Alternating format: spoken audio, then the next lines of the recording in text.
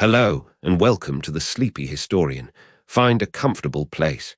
Let the sounds of the world fade away, and allow your mind to drift back in time with me. Tonight, we are not walking through dusty tombs or deciphering grand inscriptions on temple walls. Instead, we are stepping into the gilded, perfumed, and intensely scrutinized world of the Egyptian royal court. We imagine the sons of Pharaoh, princes of the two lands, living a life of unimaginable luxury. But was it truly so simple? Did you know that for these young royals, a single misplaced word or a clumsy gesture at a state banquet might have carried the weight of cosmic imbalance and political ruin? It was a world where etiquette was not just about manners, but about maintaining the very order of the universe. So, settle in. And if you enjoy these quiet journeys into the past, consider subscribing for more stories from the shadows of history. Let us now explore the hidden anxieties of a prince. And ask ourselves, did Egyptian princes truly fear social gaffes at court? The answer, woven into the very fabric of their civilization, is more complex and fascinating than you might imagine. The heart of the Egyptian court, and indeed the entire cosmos in their view, was the concept of Mad. She was the goddess of truth, balance, order, and justice, but she was also the principle itself. Ma'at was the divine harmony that kept the sun rising, the Nile flooding, and the kingdom of Egypt stable and prosperous. The pharaoh's primary duty was to uphold Ma'at on earth. Consequently, every action taken by the royal family, especially the heir apparent, was a reflection of this cosmic order. A social gaffe, therefore, was not merely a moment of personal embarrassment. It was a tiny crack in the edifice of Mad. A public display of chaos in a world built on meticulous order. A prince who was clumsy, rude, or foolish was not just a disappointment to his father. He was a potential threat to the stability of the kingdom and the favor of the gods. This immense philosophical weight was placed upon the shoulders of children and young men, transforming every public interaction, every meal, every festival, every audience with the king, into a high-stakes performance where the script was divine law. From the moment a prince could walk and talk, his life was a carefully structured curriculum designed to eliminate the possibility of error. His education was far more than learning to read and write. It was a complete and total indoctrination into the ideal of the perfect Egyptian nobleman. Tutors, often high-ranking priests or venerable scribes, would drill him in the intricate hieroglyphic and hieratic scripts. He would study mathematics for temple administration and pyramid construction, geography for understanding the scope of the kingdom, and theology to comprehend the complex pantheon of gods he was destined to serve and embody. But intertwined with this academic knowledge was an equally rigorous training in deportment. He learned how to stand, how to sit, how to walk with a presence that was authoritative yet respectful. He learned the precise way to bow before his father, the pharaoh, the correct honorifics to use when addressing a vizier versus a general, and the art of speaking with eloquence and restraint. This was not about making a good impression. It was about forging a living embodiment of Mad, a man so perfectly aligned with cosmic order that his every movement was flawless, and his every word was truth. To guide this intense social conditioning, princes and other young nobles studied a genre of literature we now call wisdom texts or instructions. These papyrus scrolls were essentially guidebooks for a successful life, filled with maxims and advice passed down from fathers to sons. One of the most famous, the Instruction of the Vizier Ptahhotep, dates back to the Old Kingdom but was copied and studied for centuries. Its advice is incredibly specific and reveals the anxieties of the court. Ptahhotep warns his student, "If you are one of the guests at the table of a man who is greater than you, take what he gives you when it is set before your nose. You should gaze at what is before you. Do not pierce him with many stares, for such is an abomination to the Ka. Do not speak to him until he has called. One does not know what is displeasing. Speak when he has addressed you, and then what you say will be pleasing. This is not just table manners. It is a detailed strategy for navigating a social minefield.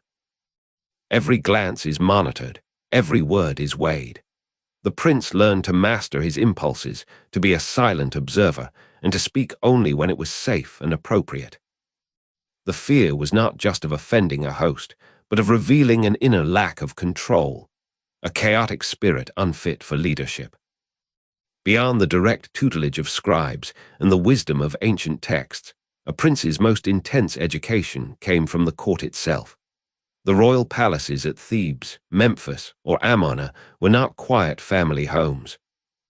They were bustling centers of government, religion, and culture, teeming with hundreds, if not thousands, of people. Courtiers, officials, priests, generals, ambassadors, and servants filled the halls, and every one of them had their own ambitions and allegiances. For a young prince, this was a world of constant, silent observation. He had to learn to read the subtle language of the court, the slight nod from the vizier that signaled approval, the whispered conversation between two officials that might hint at a conspiracy, the forced smile of a rival. His own behavior was under an even more powerful microscope. Every courtier was watching the sons of Pharaoh, judging their temperament, their intelligence, and their piety. A prince who was arrogant could alienate powerful allies. A prince who was too familiar with servants could be seen as undignified. A prince who spoke out of turn in the council chamber could be branded as foolish.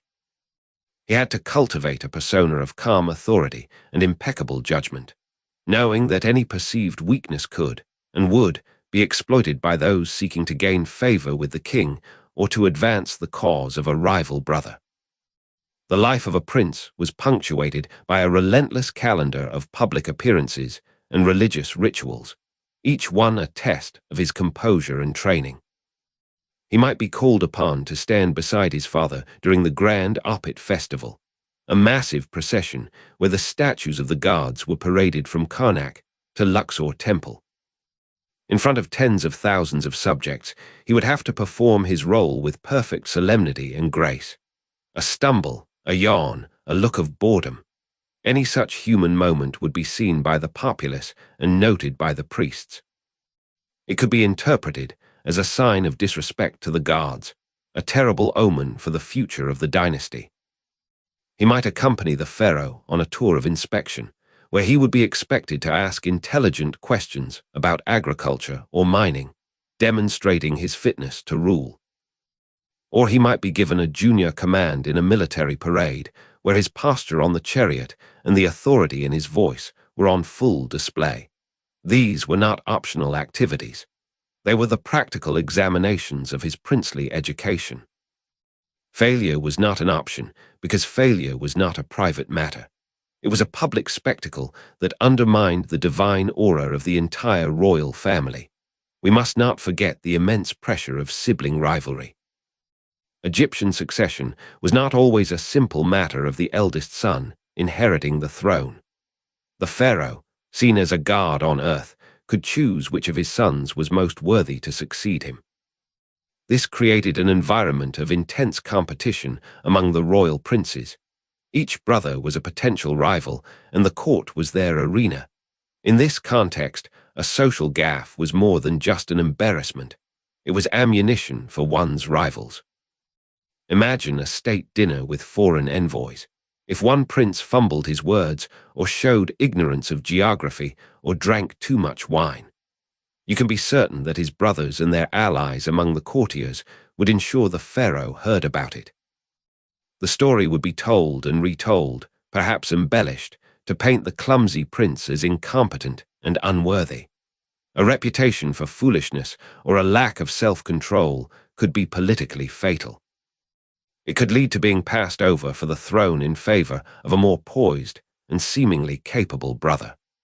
This constant threat from within his own family would have instilled a deep-seated need for perfection. The prince was not just performing for his father or the guards.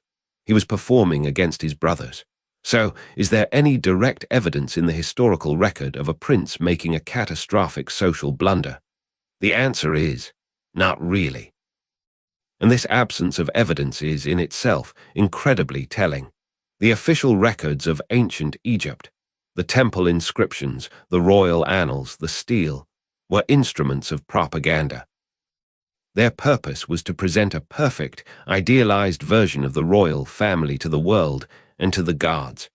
They recorded victories, successful harvests, and flawless rituals. They would never record an incident where a prince disgraced himself.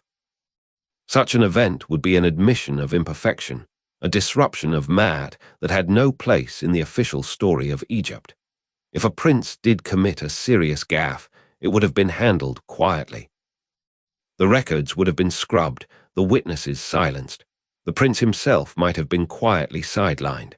The lack of stories about clumsy princes doesn't mean they didn't exist. It means the system designed to prevent and punish such behavior was ruthlessly efficient. The fear of the gaffe was so pervasive that the entire state apparatus was designed to pretend one could never happen. What might have been the fate of a prince who, despite the intense training, was simply not cut out for the rigid performance of court life? What if he was naturally clumsy, or shy, or spoke with a stutter? While the official records are silent, we can speculate based on the structure of Egyptian society. Such a prince would likely never become the heir.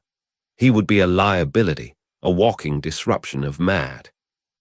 His father, the Pharaoh, might grant him a comfortable but distant position. He could be appointed as a high priest in a temple in a remote province, far from the political center of the court. This would be a respectable position, but it would effectively remove him from the line of succession and public life. Or he might be given a minor administrative role, overseeing a quarry or a royal estate, a task that required competence but not the flawless public persona of a king. In the most extreme cases, if his blunders were seen as truly dangerous to the stability of the state, he might be placed under a form of house arrest, living in luxury but stripped of all power and influence. The system had no room for error, and those who could not conform were simply removed from the equation. This intense pressure was not without purpose. It was a crucible designed to forge a king. The prince who successfully navigated the treacherous waters of the court, who mastered the intricate etiquette, who could speak with wisdom, who could perform the rituals with perfect grace, and who could outmaneuver his rivals without appearing overtly ambitious, was the prince who had proven his worth. He had demonstrated his mastery of self-control, which was seen as a prerequisite for controlling the kingdom.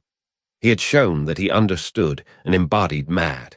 His poise and confidence were not just personal attributes.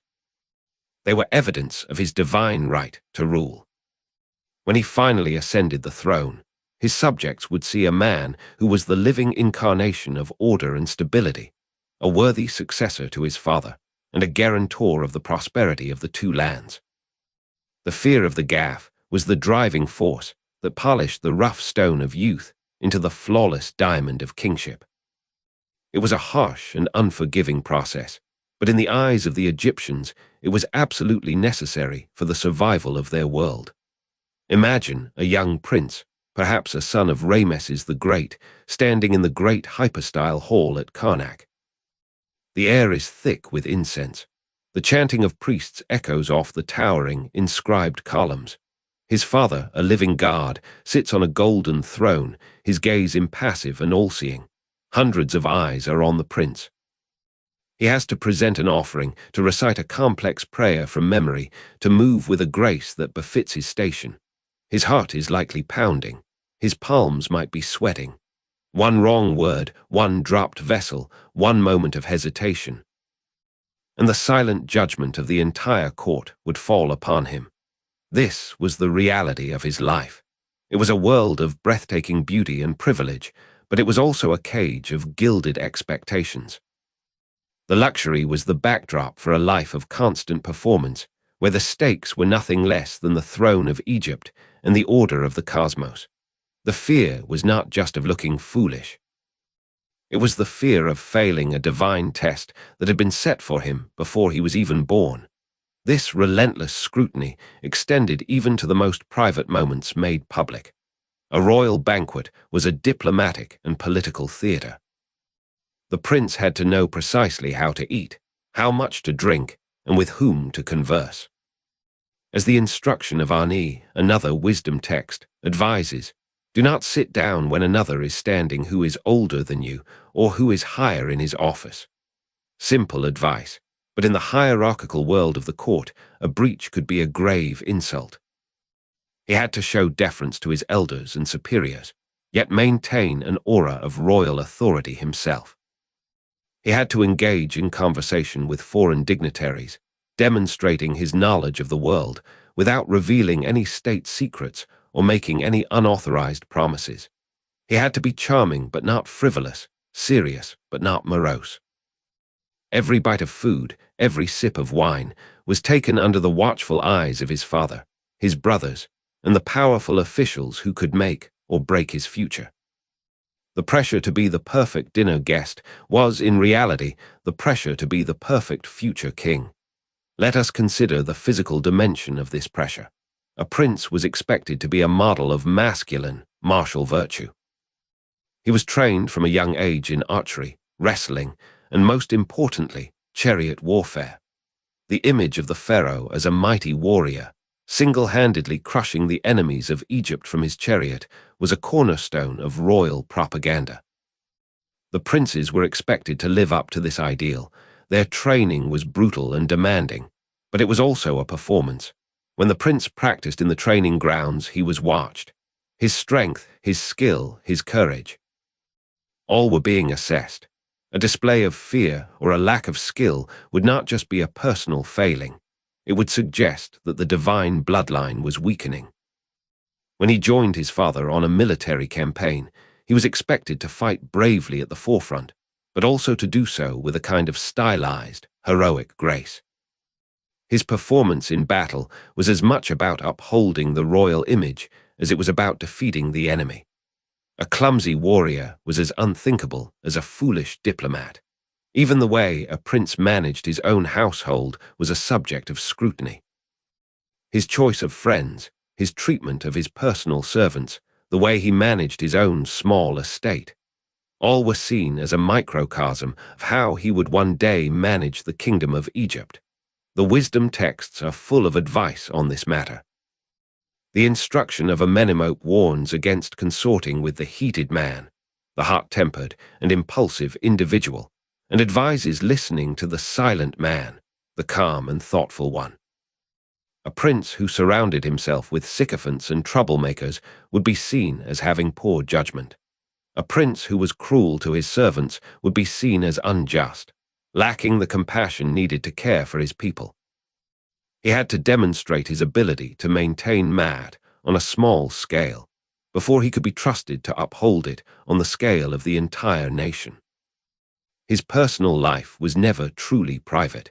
It was a continuous audition for the role of Pharaoh, and the judges were everyone he encountered. This lifelong training in social perfection had a profound psychological effect. It would have instilled in a prince a powerful sense of self-discipline and an almost supernatural awareness of his surroundings. He would have learned to suppress his own spontaneous emotions, his anger, his fear, his joy, in favor of a carefully controlled public facade. This does not mean he was unfeeling, but rather that he was taught from birth that his personal feelings were secondary to his public duty. This created the serene, impassive, and confident image we see in the statues and reliefs of successful pharaohs. That calm expression was not an accident of artistry.